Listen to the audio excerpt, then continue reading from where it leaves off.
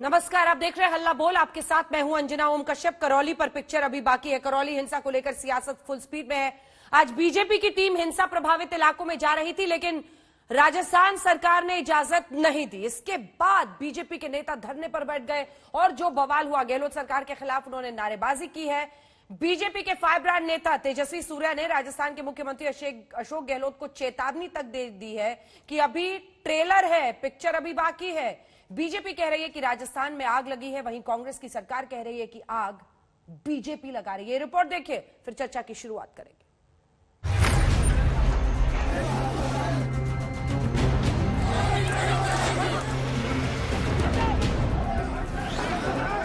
2 अप्रैल को हिंदू नववर्ष पर हुई हिंसा पर आज बीजेपी ने राजस्थान में मोर्चा खोल दिया।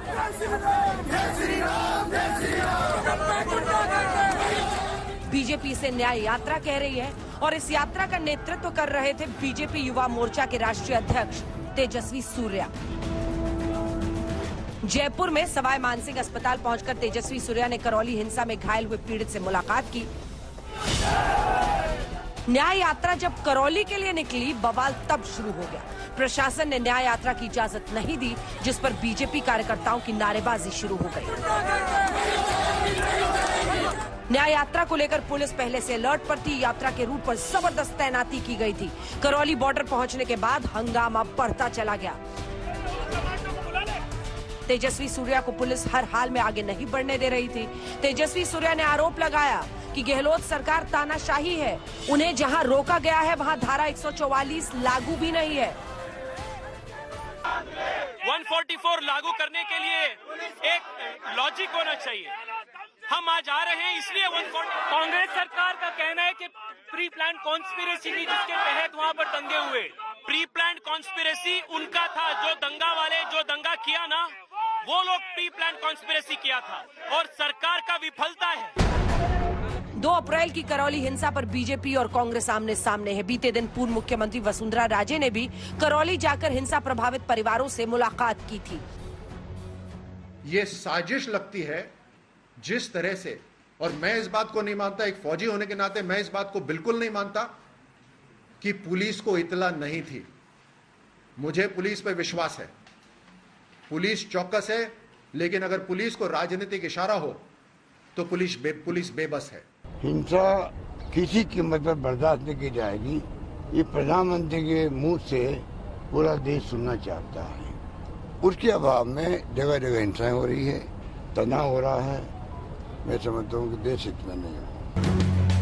हंगामे के बीच AIMIM अध्यक्ष असदुद्दीन ओवैसी भी करौली पहुंच गए। ओवैसी जयपुर में एक इफ्तार पार्टी में हिस्सा लेने आए हैं। बोले, करौली दंगा गहलोत सरकार की नाकामी है। मुसलमानों के खिलाफ टारगेटेड वायलेंस किया गया है।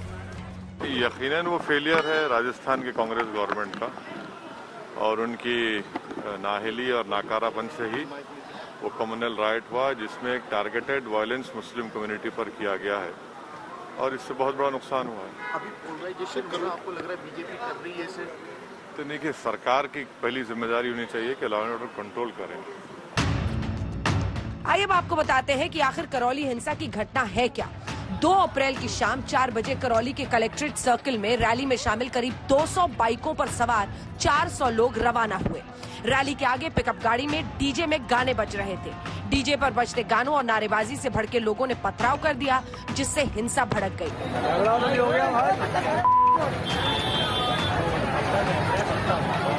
प्रशासन ने डीजे और लाउडस्पीकर का इस्तेमाल न करने की शर्त पर ही रैली को अनुमति दी थी। डीजीपी ने बताया था कि रैली जब मुस्लिम इलाके से गुजर रही थी, तब रैली में शामिल लोगों ने नारेबाजी की। इसी के बाद रैली पर पथराव हुआ। फिर आसपास के मकानों, दुकानों और पुलिस पर भी भारी पथराव शुरू हो गया। करीब 100 से 150 व्यक्तियों ने लाठी व डंडे लेकर हमला कर दिया। करौली में कर्फ्यू और कई शहरों में धारा 144 लगा दी गई थी। अब करौली हिंसा पर बीजेपी न्याय यात्रा के बहाने कांग्रेस पर धावा बोल रही है। शरद कुमार और देवांकुर वधावन के साथ आज तक ब्यूरो। आइए चर्चा की शुरुआत करते हैं। गौरव भाटिया प्रवक्ता बीजेपी के हमारे साथ जुड़ गए हैं, लेकिन आज हम एक एक्सक्लूसिव वीडियो इस आज तक के हल्ला बोल शो में आपको दिखाने वाले हैं। ऐसा वीडियो जो करौली हिंसा पर आपने आज तक नहीं देखा है। आपने हमारे साथ सतीश पुनिया भी जुड़ेंगे राजस्थान बीजेपी के साथ, भारतीय नेता कांग्रेस की प्रताप सिंह काचरेवाल साहब जो कि मंत्री है राजस्थान सरकार के। ये वो वीडियो है जिसको देखिए करौली हिंसा में ये नया वीडियो सामने आया है और ये डीजे बजता हुआ गाना जिसकी इजाजत नहीं दी गई थी, ये बजता हुआ आगे बढ़ रहा है। और यही आरोप है कि मुस्लिम बहुल इलाके में जब ये गुजर रहा था, इस वीडियो के अंत में आप देखेंगे नारेबाजी हो रही है, डीजे पे गाने बज रहे हैं और अंत में आप देखेंगे कि पत्थरबाजी शुरू हो जाएगी। ये जिस शख्स ने ये वीडियो बनाया है उसने आगे की तरफ डीजे की भी तस्वीर दिखाई है और पीछे जो पूरी रैली चल रही थी वो भी दिखाई है, जो शोभा यात्रा निकल रही थी उसकी भी तस्वीरें दिखाई है। ये देखिए, ये डीजे के साथ करौली में ये यात्रा निकल रही है और इसी वीडियो के अंत में आप देखेंगे, ये नया वीडियो है, पथराव की शुरुआत यहीं पर हो रही है। ये उस वक्त का वीडियो है जब पथराव की शुरुआत बस होने ही वाली थी। ये देखिए, डीजे इस एरिया से गुजर रहा है, मुस्लिम बहुल इलाका है जिसका डीजीपी ने भी जानकारी दी थी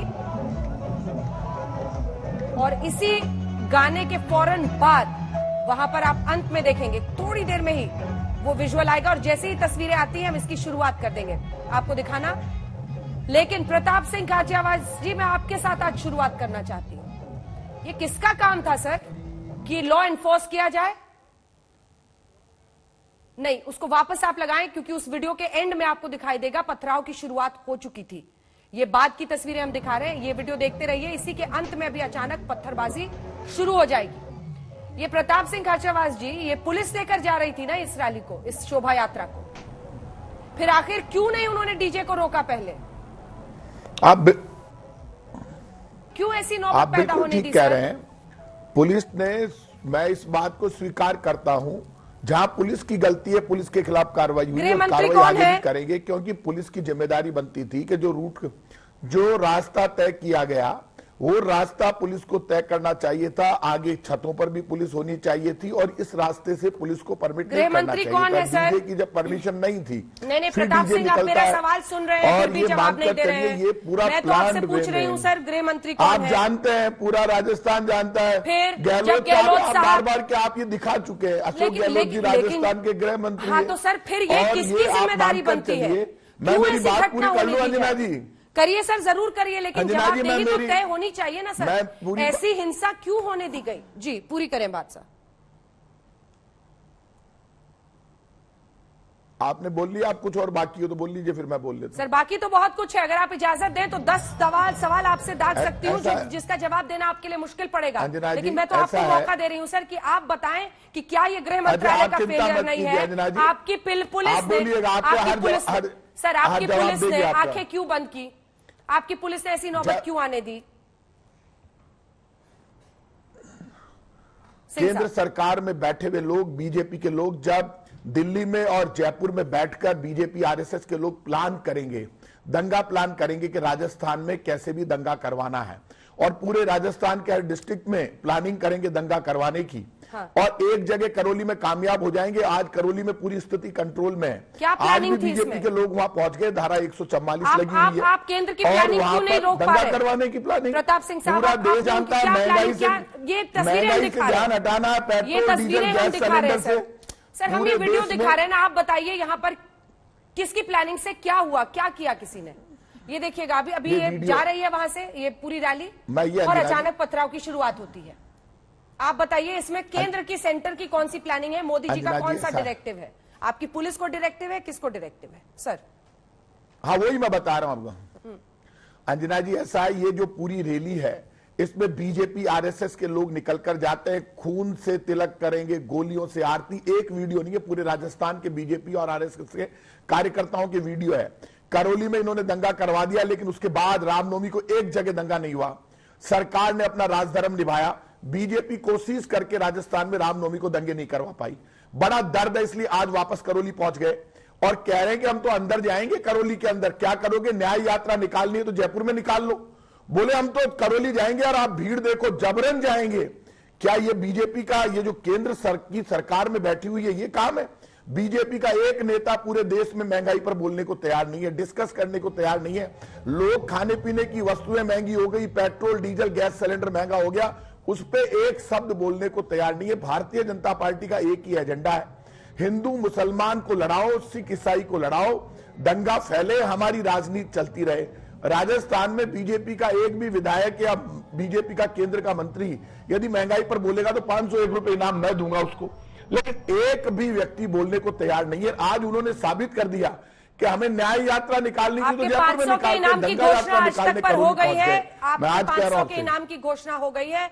आपने अभी तक मेरे सवाल का जवाब नहीं दिया, जो मैं फिर से आपसे पूछ रही हूँ। सर, ये एक्सक्लूसिव वीडियो आज तक दिखा रहा है, ये देखिए, ये गाना बजते हुए जा रहा है वहां पर, और इसके बाद पत्थरबाजी शुरू होती है। कहां थी आपकी पुलिस? वो लेकर जा रही थी ना, ये देखिए पथराव शुरू हो गया। ये एन उस वक्त का वीडियो आज तक के हाथ लगा है, 2 अप्रैल को। इससे पूरा सच दिख रहा है। आपकी पुलिस क्यों आखिर इस तरह से इस मुस्लिम बहुल इलाके में डीजे के साथ गाड़ी को आगे जाने देती है?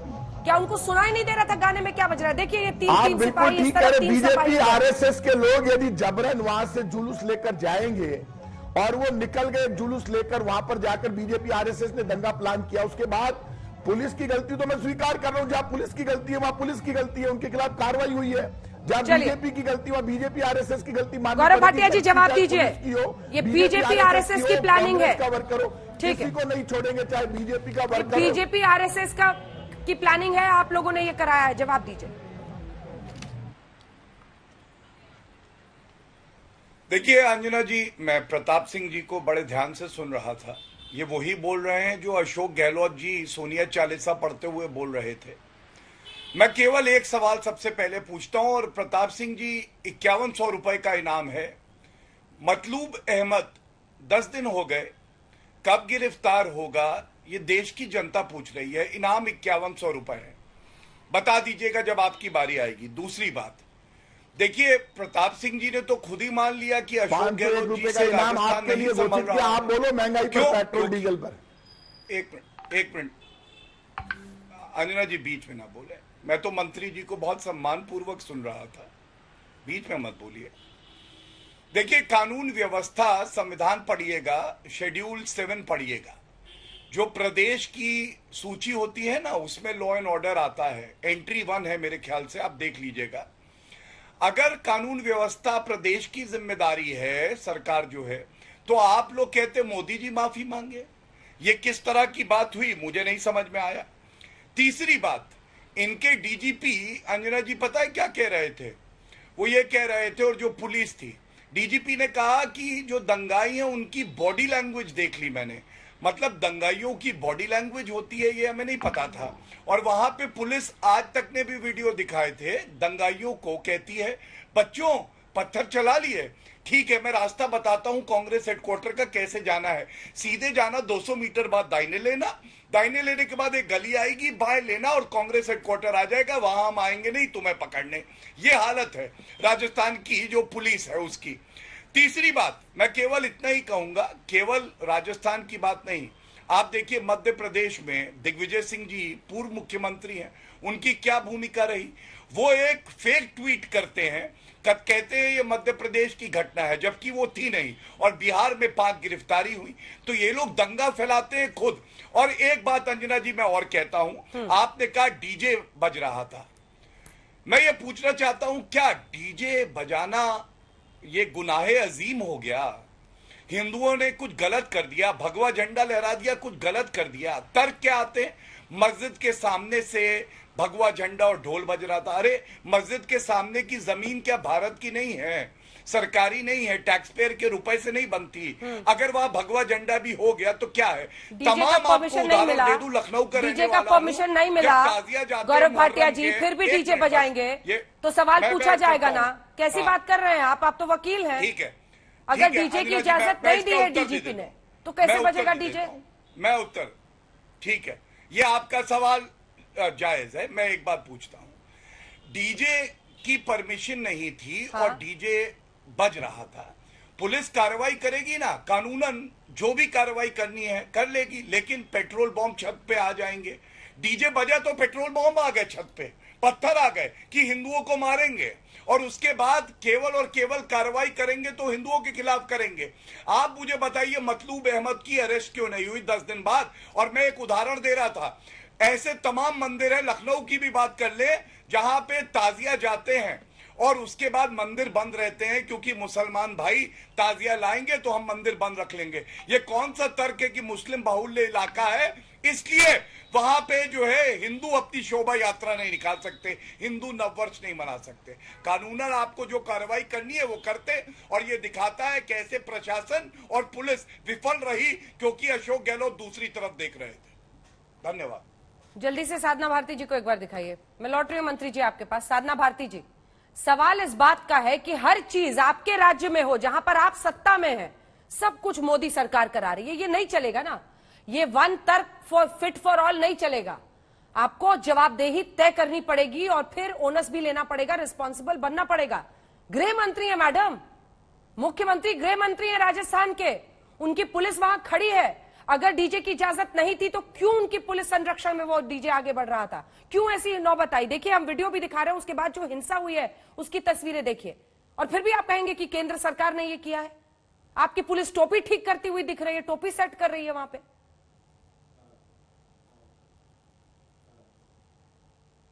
मिस भारती, म्यूट है मैडम, अनम्यूट कीजिए।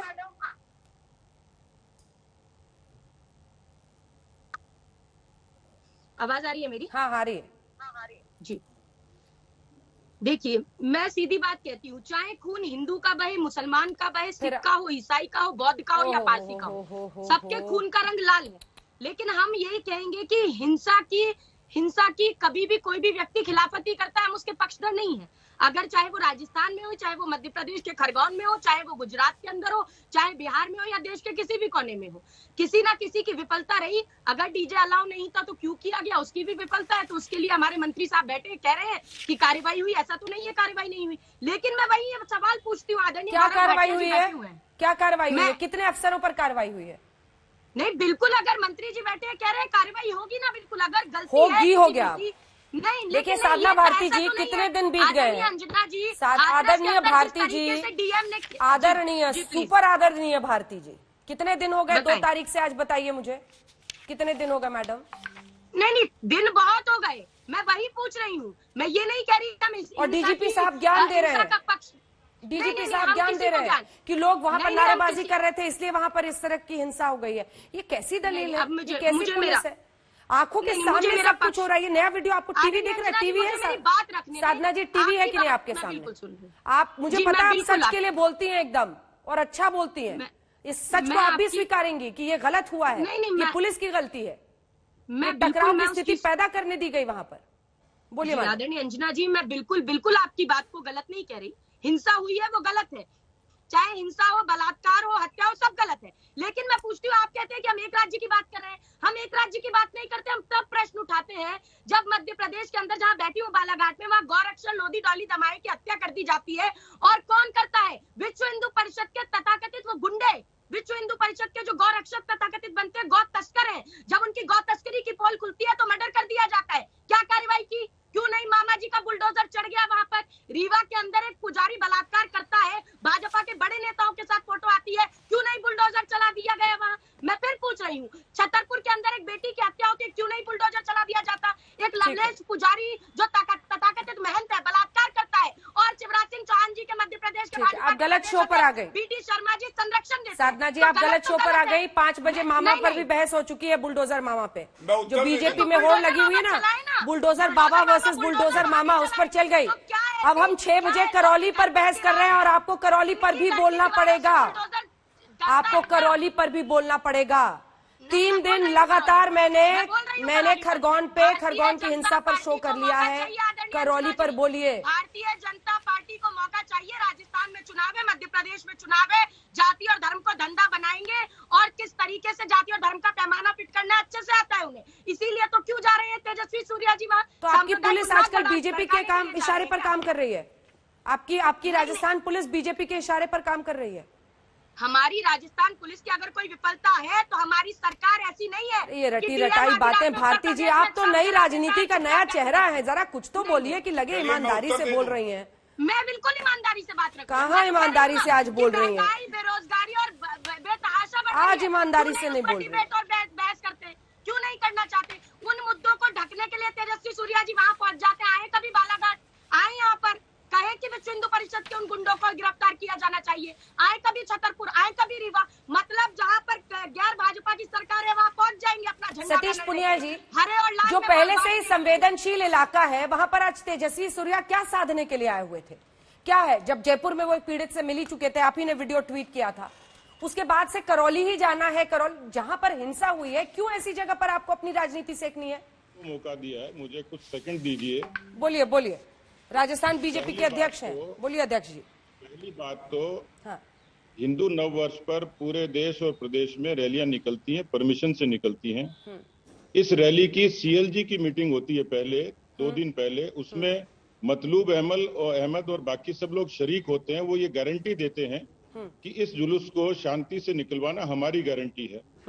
आधे रास्ते जुलूस निकलता है, बजता डीजे भी होगा, डीजे बजना गुनाह था तो पुलिस को रोकना चाहिए था, लेकिन जिस तरीके से पत्थरबाजी होती है और एक व्यक्ति अपनी जिंदगी और मौत से लड़ता है, उसके बाद का घटनाक्रम देखिए। पीएफआई की चिट्ठी जारी होती है कि इस तरीके की आशंका है। तीसरी बात, ड्रोन से क्यों नहीं रेकी की गई कि छतों पे किस तरीके के पत्थर हैं, क्योंकि पतली गली थी और वहां ये आशंका थी, मस्जिद भी थी और इस तरीके के एलिमेंट्स वहां पहले से थे। 195 परिवार वहां इस एट्रोसिटी के कारण वहां शहर से पलायन करके चले गए। तो पुलिस कर क्या रही थी? मैं पृष्ठभूमि में इतना ही कहूंगा, मुख्यमंत्री गृह मंत्री भी हैं, वो कहते हैं नड्डा है दंगा भड़का कर चले गए, मोदी जी को आगे आना चाहिए। तो भाई स्टेट इश्यू है, स्टेट सब्जेक्ट है, पुलिस आपके अंतर्गत आती है। आपने किया क्या है? 7 लाख एफआईआर दर्ज हुई अंजना जी, पहली बार राजस्थान के इतिहास में, पीसफुल स्टेट है, 7 लाख मुकदमे, और इस तरीके की घटना ये पहली नहीं है। भीलवाड़ा में हुई है, नागौर में हुई है, कोटा में हुई है, बीकानेर में हुई है, छबड़ा में हुई है, एक के बाद एक तरीके के। क्या बहुसंख्यक लोगों के मानवाधिकार नहीं है? क्या उनको रामनवमी मनाने का अधिकार नहीं है? उनके तीज त्योहारों पर आशंका होती है हर बार, तो आज इस तरीके से उनको मरने के लिए छोड़ क्यों दिया? उसके बाद आपने कितने दोषियों को पकड़ा? अब तक जो लोग हैं वो फरार हैं, आप पीड़ितों को, जो दूसरे लोगों उनको प्रताड़ित कर रहे हैं। आपने कितनी संपत्ति का नुकसान हुआ उसका आकलन करके उनकी भरपाई करी है क्या? जो 7 परिवार पलायन करके उनको वापसी की कोशिश की है क्या? तो सरकार कहीं दिखती नहीं। और उसका दूसरा अंजाम है, 17 जिलों में 144 इम्पोज की है, 107-16 के नोटिस दिए हैं हजारों लोगों को। उसी जिले के हिंडौन में 1400 लोगों को नोटिस दिए हैं। तो कुल मिलाकर सरकार कहीं दिखती नहीं है। पीएफआई उनकी पसंदीदा संस्था है, जिसको कोटा में हिजाब को लेकर कोरोना के प्रोटोकॉल को नजरअंदाज करके इसी अशोक गहलोत की सरकार उनको परमिशन देती है और रामनवमी पे पहरे बैठाती है। पुनिया साहब, हम तो सिर्फ यही कहने लेकिन जा आप रहे थे। इस बात की निंदा क्यों नहीं करते? जब डीजे का परमिशन नहीं दिया गया था तो डीजे बजाकर जानबूझकर क्या जाने की जरूरत थी, डॉक्टर पुनिया? और आपने मेरे सवाल का तो जवाब ही नहीं दिया। ये आज आप लोग हिंसा के 10 दिन बाद सर पॉलिटिक्स चमकाने के लिए करौली जाना चाह रहे हैं। बड़ा गुनाह नहीं था अंजना जी, डीजे पुलिस रोक सकती थी। मैं ये कह रहा हूँ कि सीएलजी की बैठक में ये सब तय हुआ था। और आप पुलिस की एफआईआर देखिए, आज की तस्वीरें जरा दिखाइए। एफआईआर में वहां का इंचार्ज लिखता है कि रैली शांतिपूर्ण थी और शांतिपूर्ण रैली पर ये पुलिस की एफआईआर है, अशोक गहलोत की पुलिस की एफआईआर है, उस पर पथरा हुआ है। अब मेरे सवाल का जवाब दीजिए, आज वाली तस्वीरें जरा दिखाइए। क्या जरूरत था आज, क्या चमकाने गए थे वहां करौली में? नहीं, क्यों जरूरत नहीं होगी? वहां मरने के लिए छोड़ देंगे क्या उनको? उनकी कोई तो आवाज बनेगा, कोई तो सुनेगा। हमने गवर्नर को कहा इस मामले में कि वो डीजी को तलब करके, मुख्यमंत्री को तलब करके वो अपने संवैधानिक अधिकार का उपयोग करें। हम लोगों को मरने के लिए नहीं छोड़ सकते। अच्छा, आप लोगों को बचाने के लिए आज करौली जा रहे थे? बिल्कुल गए थे, जाएंगे। मंत्री जी इसका जवाब देंगे, लेकिन ये तस्वीरें, यही तस्वीरें हम दिखा रहे हैं जो आज करौली बॉर्डर पर रोक लिया गया है, जिसमें आपको सतीश पुनिया भी दिखाई दे रहे हैं, तेजस्वी सूर्या जो कि राष्ट्रीय अध्यक्ष हैं भारतीय जनता युवा मोर्चा के। लेकिन उसके बाद यहां से आगे पुलिस ने जाने नहीं दिया। माफ कीजिएगा, कर्फ्यू को लेकर, धारा 144 को लेकर जो विवाद था उसमें तेजस्वी सूर्या कह रहे हैं कि तानाशाही है गहलोत सरकार। हमारे साथ गीता भट्ट जी भी जुड़ी हुई हैं, जिनसे हम चर्चा करेंगे। संघ के जानकार के तौर पर आप आ जा रही हैं, लेकिन ये जो टकराव की नौबत आ रही है, ये वर्जन आ रहा है गीता भट्ट जी की कुछ जगहों पर जो गाने बजाए जा रहे हैं डीजे के जरिए, उसमें ऐसे आपत्तिजनक शब्द हैं जिसकी वजह से लोग भड़क रहे हैं। क्या इसको रोका नहीं जा सकता है? क्या रामनवमी पर हम, ऐसा नहीं कि इस बार पहली बार हुआ है, हमने सालों साल से देखा है कई जगहों पर इस तरह का लोकल टकराव की स्थिति बनती रही है, लेकिन हिंसा जब फैल रही है इस तरह की तो इस सब पर रोक लगाना जरूरी है। मिस भट्ट, देखिए, अगर आप देखें तो एक जिस प्रकार से जो कश्मीर से लेकर कैराना से लेकर और अब जो है करौली में जिस तरह की परिस्थितियां हो रही हैं, जिस तरह से बहुसंख्यक समाज को भागना पड़ रहा है भारत में कई जगह से, उसका एक उदाहरण यहाँ दिख रहा है। और किस कारण से है वो हमें दिखाई दे रहा है। जो बात आप कह रही हैं, अगर कुछ किसी प्रकार की परमिशन नहीं ली गई थी तो उसको जो कानून व्यवस्था वहाँ की जो प्रशासनिक अधिकारी हैं, जो वहाँ पुलिस है, उन्हें इस बात को ध्यान में रखना चाहिए था। क्या उसका अधिकार, किसी भी लॉ एंड ऑर्डर का अधिकार जो है वो वहाँ के जो समाज में जो कुछ उत्पाती लोग हैं उनके हाथों में दे दिया जाएगा? ये अपने आप में बहुत चिंताजनक है। ऐसा कैसा हुआ कि अभी पुनिया जी कह रहे थे FIR में लिखा है कि शांतिपूर्वक तरीके से रैली वहां निकल रही थी। अगर शांतिपूर्वक तरीके से रैली वहां निकल रही थी तो ऐसा क्या हुआ कि पहले से ही अगर ईंट पत्थर उन पे बरसाए जा रहे तो वो अचानक से तो नहीं आए होंगे। इसका मतलब कुछ पूर्व नियोजित कुछ इस तरह से किया गया था कि लोगों ने कुछ बंदोबस्त किया हुआ था। वहां के कई जो स्थानीय लोग हैं उन्होंने बताया है कि आसपास के जो अल्पसंख्यक समाज के लोग हैं उन्होंने अपनी दुकानें तय समय से पहले बंद कर दी थी और वो लोग सब बंद करके चले गए थे।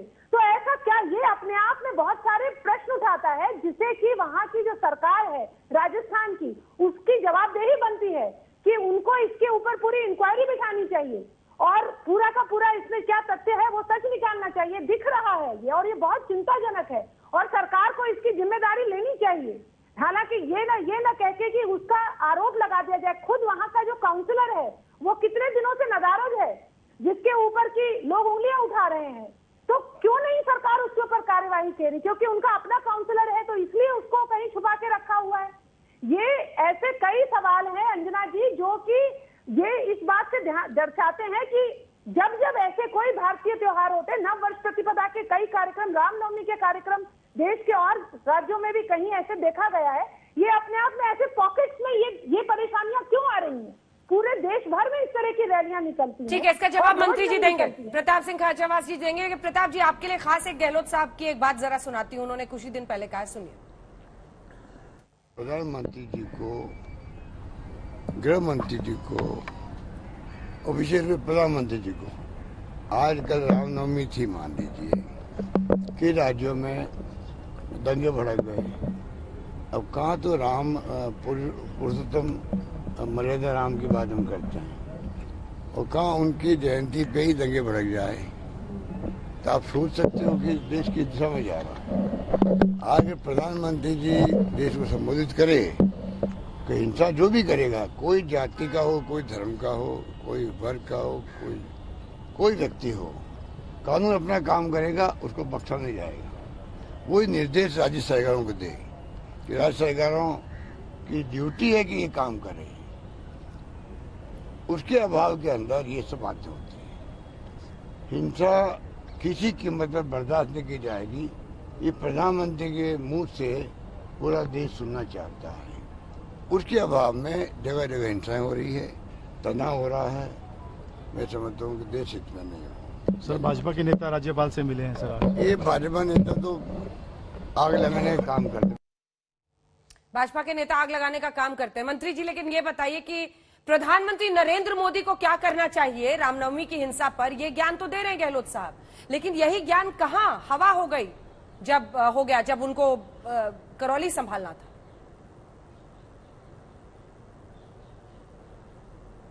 देखिए, मुख्यमंत्री जी ने प्रधानमंत्री जी को ये राय इसलिए दी कि आरएसएस और बीजेपी के लोग प्लान वे में दंगे फसाद कराते हैं। करौली की हिंसा तो पहले हो गई थी, कंट्रोल हो गया। आज करौली में स्थिति पूरी नियंत्रण में है और हिंदू मुसलमान लोगों की मीटिंग हो गई, आपस में एक हो गए, बाजार खुल गए। आज अभी इनके प्रदेश अध्यक्ष सतीश पूनिया जी कह रहे थे हम तो वहां जाएंगे, इतनी भीड़ लेकर जाएंगे, फिर दंगा भड़काएंगे। रामनवमी थी, रामनवमी के दिन एक भी जगह दंगा नहीं हुआ। क्यों नहीं हुआ? भगवान राम की कृपा हमारे ऊपर है। राज धर्म निभाना हमारी जिम्मेदारी थी। हमने 144 लगाई, लेकिन सब जगह राजस्थान में राम की शोभा यात्रा निकली। हिंदू मुसलमान सबने राम जी की शोभा यात्रा का स्वागत किया। हमारे खुद के विधायक जो मुस्लिम विधायक है वो खुद केसरिया साफा पहनकर और राम जी की यात्राओं का स्वागत कर रहे थे, खुद शामिल हो रहे थे। भगवान राम के हम वंशज है, भगवान राम के सब हम भक्त हैं, भगवान राम की कृपा सब पर बनी रहे। लेकिन भगवान राम का नाम लेकर दंगा भड़काने के लिए बीजेपी को किसने कहा? भगवान का राम का नाम लेकर महंगाई पर नियंत्रण करते, लोग भूख से मर रहे हैं, महंगाई बढ़ रही, उस पर ध्यान नहीं है। ध्यान ये कि दंगा कैसे भड़काएं, जिद करके कह रहे करौली में जाएंगे, दंगा यात्रा वहां निकालेंगे। अरे भाई, आपको परमिट नहीं करेंगे, बीजेपी कितनी भी कोशिश कर ले। जैसे ही राज्य सरकार सख्त हुई, दंगाई आप ये देख लो बिल में घुस गए। जितने हिस्ट्री सीटर इनके साथ थे दंगा करवाने में राजस्थान में, जो वीडियो डाल रहे थे खून से तिलक करेंगे, गोलियों से आरती, सब गायब हो गए। क्यों गायब हो गए? जैसे ही राजधर्म निभाने के लिए सख्त होना पड़ेगा, अपने आप बैकआउट कर जाएंगे। दंगा चाहे कांग्रेस का वर्कर फैलाए, चाहे बीजेपी का, चाहे हिंदू मुसलमान सिख ईसाई कोई भी फैलाए, दंगाई को बंद करेंगे, सख्त कार्रवाई करेंगे किसी भी कीमत पर। यदि कोई जबरन घुसकर दंगा कराने की कोशिश करेगा, उसको माफ नहीं करेंगे। न्याय यात्रा निकालनी थी, जयपुर में निकालते, करौली में जाकर कौन सी न्याय यात्रा निकाल रहे थे? आपको न्याय नहीं करना है, आपको तो दंगे फैलाकर लोगों को आपस में लड़वाकर माहौल बिगाड़ना है। माहौल बिगाड़ने के लिए भगवान राम का नाम लोगे तो पाप लगेगा। भगवान राम कभी दंगा भड़काते नहीं है, भगवान राम तो दया करते हैं, उनकी आंखों में तो प्यार और प्रेम है, पूरे ब्रह्मांड के मालिक है। भगवान राम कभी ये नहीं कहते। महात्मा गांधी का भजन था जिसमें महात्मा गांधी भजन गाते थे, चाहे गीता चाहे कुरान, सब में बसते राजा राम, ईश्वर अल्लाह तेरो नाम, सबको सन्मति दे भगवान। जितनी जिम्मेदारी कांग्रेस की उतनी बीजेपी की भी है। और प्रधानमंत्री जी जिस नियम से आप राजस्थान सरकार को घेर रहे हैं, इसी नियम से फिर आपको मध्य प्रदेश सरकार को घेरना चाहिए। प्लान तो बंद करें, उनकी पुलिस नाकाम रही हिंसा रोकने में, उसी नियम से आपको मध्य प्रदेश, अलग अलग राज्यों में हिंसा हुई है, गुजरात में हिंसा हुई है, इन तमाम राज्यों की सरकारों को भी घेरना चाहिए कि उन्होंने हिंसा क्यों नहीं रोकी। अंजना जी, इस सवाल में मध्य प्रदेश की पुलिस और मध्य प्रदेश की सरकार, और इसकी वजह बताता हूं। हाँ, मैं अपनी बात पूरी कर। गौरव जी बोल रहे हैं सर अब। हाँ गौरव जी बोलिए। ये सवाल पता है क्यों, ये सवाल क्यों बड़ा जरूरी है उत्तर देना?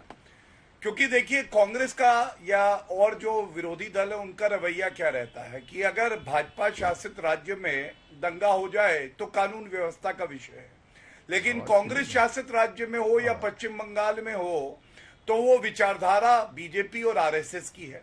लेकिन आपने मध्य प्रदेश में पूछा, तो मध्य प्रदेश में आप बताइए, ये लोग तो सपोलो को दूध पिलाते हैं। सपोलो का मतलब दंगाइयों को। हम बुलडोजर चला रहे हैं, क्या ठीक है? बुलडोजर चलाना ही ठीक होगा ना? दूसरा फर्क क्या है मैं आपको बता दूं कि देखिए, मध्य प्रदेश में पत्थर की ताकत दिखाने का जब प्रयास हुआ तो हमने दिखाया बुलडोजर, वर्दी और कानून की ताकत क्या होती है। उन घरों को भी तोड़ा गया जहां दंगाई थे, ये फर्क है। तीसरी बात, बार बार प्रताप सिंह जी, मैं तो आपसे पूछता रहा, 5100 का इनाम था कि ये मतलूब का महबूब कौन, आपने उत्तर नहीं दिया। नहीं दे पाएंगे, वो धर्म देख रहे होंगे आप लोग। जो दंगाई होते पहले उनका धर्म देखा जाता है, उसके बाद कार्रवाई होती है। आप बहुत चिंता लेकिन मैं एक चीज जरूर कहूंगा, बार बार कितनी बार नाम ले दिया, मैं करूंगा बार बार कांग्रेस का कार्यकर्ता बारी बारी से कोई भी किसी को नहीं छोड़ेंगे। आप मेरे ऊपर बोलोगे तो बोलना ही पड़ेगा ना।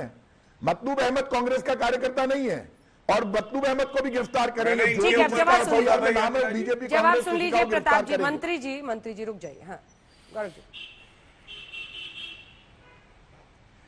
देखिए, एक सवाल और मतलूब अहमद के अलावा जो बनता है, दिग्विजय सिंह जो हैं उन पे एफआईआर हुई, लेकिन कांग्रेस पार्टी ने क्या कार्रवाई करी जो दंगे भड़काने का प्रयास कर रहे थे? और ये चुप्पी कैसी है अंजना जी? जो 45 हिंदू घायल हुए उन पे एक शब्द क्या अशोक गहलोत ने कहा? प्रताप सिंह जी का बयान मैं सुन रहा था, ये उस दिन जब ये हुआ उसके बाद आज तक पे कह रहे थे कि हिंदुओं ने भी गलत किया, मुसलमानों ने भी किया। अब आप एक बताइए, मंत्री बता रहा है कि 50-50 है, मामला 50-50 बना देते हैं कि अगर गिरफ्तारी मुसलमानों की हुई तो ढूंढो, 10 मुसलमान गिरफ्तार होंगे तो 50-50 10 हिंदुओं को भी पकड़ो, जिससे कि दिखाया जा सके कि कौन सही कौन गलत। ये गलत है बात। और अंत कर रहा हूं एक बात सिर्फ कह के कि ये जो चुप्पी आप साधे रहते हैं ना, मध्य प्रदेश में एसपी के ऊपर जिस तरह से हमला हुआ, वो घायल हो गए। आप बताइए, क्या आपने सुना सोनिया गांधी, राहुल गांधी ने एक बात कही? ये कहते हैं क्यों जा रहे हैं करौली? सतीश पुनिया जी के जज्बे को सलाम। मैं तो कहता हूं पूरा भारत उनके साथ खड़ा है। आप बताइए, लखीमपुर जब चन्नी जी, प्रियंका वाड्रा गांधी, राहुल गांधी, अरविंद केजरीवाल, डेरिक ओब्रायन और कौन कौन जा रहा था, तब क्या हुआ था? वहां तो धारा 144 लागू थी। यहां पे तो जहां गिरफ्तारी हुई है 144 लागू नहीं थी। तब गिद्ध, चील, कौए सब जा रहे थे। आज ये कह रहे क्यों करौली जा रहे हो? अरे मतलूब को अरेस्ट करो, बड़ा अच्छा लगेगा। हम भी कहेंगे कि कुछ काम किया, 10 दिन देर से किया, लेकिन कम से कम किया तो सही। भारती जी, साधना भारती जी, आदरणीय गौरव जी बार बार बुलडोजर की बात करते हैं। पहली बात तो हिंदुस्तान में कानून का राज है, बुलडोजर का राज नहीं है। और अगर बुलडोजर आपको चलाना है तो मैं फिर पूछती हूँ, आपके बुलडोजर जो है, आदरणीय मामा जी के जो बुलडोजर चल रहे हैं, उनका बुलडोजर किन की दीवारों से डर रहा है? भाई बलात्कारियों के घर की दीवारों से डर जाता है, हत्यारों के घर की दीवारों से डर जाता है, विश्व हिंदू परिषद के गौ तस्करों की दीवारों से डर जाता है, तो उनकी दीवारों से आपका बुलडोजर क्यों डरता है? सिर्फ आप चयन करके आपको बुलडोजर पे का काम करते हैं, तो आपका बुलडोजर सिलेक्टिव पूरा वो करता है क्या काम? तो आज मैं बार बार ये पूछ रही हूँ, और आप कभी कभी अभी ये कह रहे थे मंदिर के सामने, मस्जिद के सामने खड़े हैं, भगवा नहीं लहराएंगे। अरे आप क्यों हरे और लाल में बांटने की बात करते हैं भाई? ना मंदिरों को जानते हैं, ना मस्जिदों को जानते हैं, और ना शिवालों को जानते हैं। जो भूखे पेट होते हैं ना, वो बस निवालों को जानते हैं। और हिंदुस्तान में आज बेतहाशा महंगाई की मोदी मार है, और उसके लिए आप जवाब दे आप बनना नहीं चाहते। पेट्रोल डीजल आजादी के बाद पहली बार 100 के पार है, उसके लिए आपके पास कोई जवाब नहीं है। मैं आपसे पूछ रहा हूँ, आज बजरंग मुनि ने कहा है उत्तर प्रदेश के अंदर सीतापुर में कि मस्जिदों के सामने मुसलमान महिलाओं का, आप बीच में मत बोलिए प्लीज, महिलाओं का बलात्कार करने की धमकी दी है। मस्जिदों के सामने पुलिस की मौजूदगी में क्या कार्रवाई की आपने? वीडियो वायरल है, देखिए आप। हम कह रहे हैं कि चाहे राजस्थान हो, चाहे गुजरात हो, चाहे मध्य प्रदेश हो, चाहे कोई भी राज्य हो, अगर वहां हिंसा होती है तो वो गलत है, और हम कार्रवाई करेंगे। उत्तर प्रदेश की तरह नहीं, जहां एडीजी लॉ एंड ऑर्डर ने कह दिया था हाथरस में रेप ही नहीं हुआ, पहले ही पुष्टि कर दी थी। डीएम के सामने आधी रात में हिंदू संस्कारों के विरुद्ध जाकर सबको जलवा दिया गया था, क्या कार्रवाई की? अजय मिश्रा टेनी जी को कब आपने नैतिकता के आधार पर इस्तीफा दिलाने के लिए बोला? बता दीजिए आप। कुलदीप सेंगर के दोस्तों को आप टिकट देते रहे, तो आप जवाब देने का काम कीजिए ना। और एक बात और कहूंगी, अगर आप काम करना चाहते तो भाई साहब विकास की बात कीजिए, जिसको लेकर आप आज उत्तर प्रदेश में सत्ता में, केंद्र में सत्ता में, महाराष्ट्र के अंदर जिन महापुरुषों ने, दानवीरों ने जगह दी थी एयरपोर्ट बनाने के लिए, आज पूरा गोंदिया बैठा हुआ है कि कुंवर तिलक सिंह नटकुरे के नाम से बना दीजिए एयरपोर्ट। उस पर कोई ध्यान नहीं देंगे, विकास के नाम पर कोई ध्यान नहीं देंगे। बस कभी राम के नाम पर, कभी कृष्ण के नाम पर, कभी अल्लाह के नाम पर, भाई से भाई को लड़ाना, और अपनी राजनीतिक, चलिए मैं उत्तर दे दूं। ठीक है, जवाब सुन लीजिए। राम के, ना किसी काम के। यहाँ जवाब दीजिए।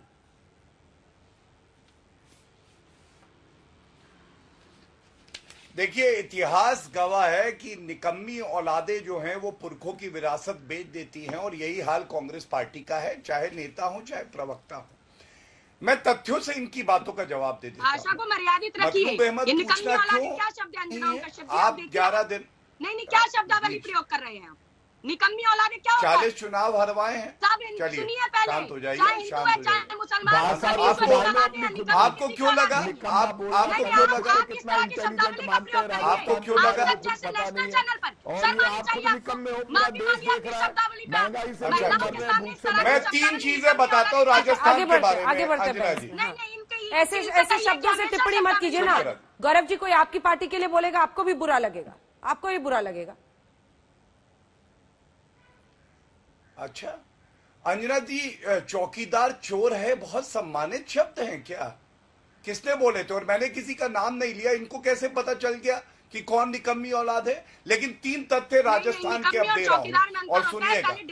पेट्रोल डीजल की स्क्रिप्ट लेके आए हैं। अरे साधना भारती जी, प्लीज प्लीज साधना जी, हाँ चलिए आगे बढ़िए। गौरव जी शांत करें। देखिए, 3 जो है राजस्थान की बात करके तथ्यों से उत्तर दे देता हूं। सबसे ज्यादा बलात्कार कहां पे है, महिला असुरक्षित कहां पे है? राजस्थान में है। एनसीआरबी डेटा देख लीजिएगा, 5997 बलात्कार के मामले हुए, वहां पे गए नहीं गिद्ध जो हैं। दूसरी बात, इन्होंने महंगाई की बात करी, मैं बताऊं पेट्रोल डीजल की बात कर रहे हैं ना, सबसे महंगा पेट्रोल डीजल श्री गंगानगर राजस्थान में, चेक कर लीजिएगा। बेरोजगारी की बात करना चाहते हैं आप आज की चर्चा में? बेरोजगारी सबसे ज्यादा देश में कहां है मालूम है? राजस्थान में 24.5%, और उत्तर प्रदेश में 4%। इसलिए कहता हूं, चर्चा का जो, बीच में मत बोलिए, बीच में मत बोलिए, बीच में मत बोलिए जी, बोलें। चर्चा का विषय आज जो है उस पे मेरे सवाल जो थे आपने उत्तर नहीं दिया, और इसीलिए अंजना जी मैं कहता हूं मतलूब अहमद को ये लोग पकड़ पाए, इतनी हिम्मत इनमें नहीं है, इनका वोट बैंक जो है वो खिसक जाएगा। ये जालीदार टोपी के छेद तो गिन सकते हैं, लेकिन अगर कोई आरोपी मुसलमान निकल जाएगा तो इनकी हिम्मत नहीं कि उस पर कार्रवाई कर ले। और दूसरी तरफ बुलडोजर की जो बात करी, यह आपके चैनल पे कानून दिखा रहा हूं, कानून का नाम है मध्य प्रदेश लोक एवं निजी संपत्ति को नुकसान निवारण एवं नुकसान की वसूली नियम 2022। इसके तहत कार्रवाई हो रही है और होनी भी चाहिए। इसलिए होनी चाहिए कि एक दंगाई को बचाया नहीं जाएगा। ये एक बड़ा जो है संदेश गया है। और उत्तर प्रदेश में 800 शोभा यात्रा निकली अंजना जी, किसी की हिम्मत नहीं है कि चूक कर सके वहां पे, क्योंकि वहां पे ताकत रसूख वर्दी का कानून का योगी आदित्यनाथ जी का दिखाई दिया, जो शिवराज सिंह चौहान जी मध्य प्रदेश में कर। खरगोन में क्या हो गया उनके पास? खरगोन में क्या हो गया फिर गौरव जी? हाँ मैं बताता हूं। हाँ। मैं भी कह दूं, अच्छा लगेगा, कहूंगा कि नहीं ये सब कांग्रेसी कार्यकर्ता है, नहीं, कहीं ना कहीं चूक हुई होगी और इसीलिए कार्रवाई हो रही है। लेकिन आपने ये देखा कि बख्शा नहीं जा रहा है, बुलडोजर चलाए जा रहे, गिरफ्तारियां हुई हैं, ये फर्क है। हम ये नहीं कह रहे अगर कानून व्यवस्था हमारी जिम्मेदारी है तो ये बनाए रखने की जिम्मेदारी, हम ये नहीं कह सकते कि कांग्रेस के लोग आ गए। कांग्रेस के लोग के खिलाफ एफआईआर संदेश ये दिया है, गलत करोगे, कानून तोड़ोगे तो कार्रवाई होगी। ठीक है, मंत्री जी कार्रवाई क्यों नहीं कर रहे? प्रताप चैनल पे ये फर्क, प्रताप जी कार्रवाई क्यों नहीं कर रहे हैं आप लोग? इसके बाद में सतीश जी से जल्दी से एक कमेंट, छोटा सा कमेंट।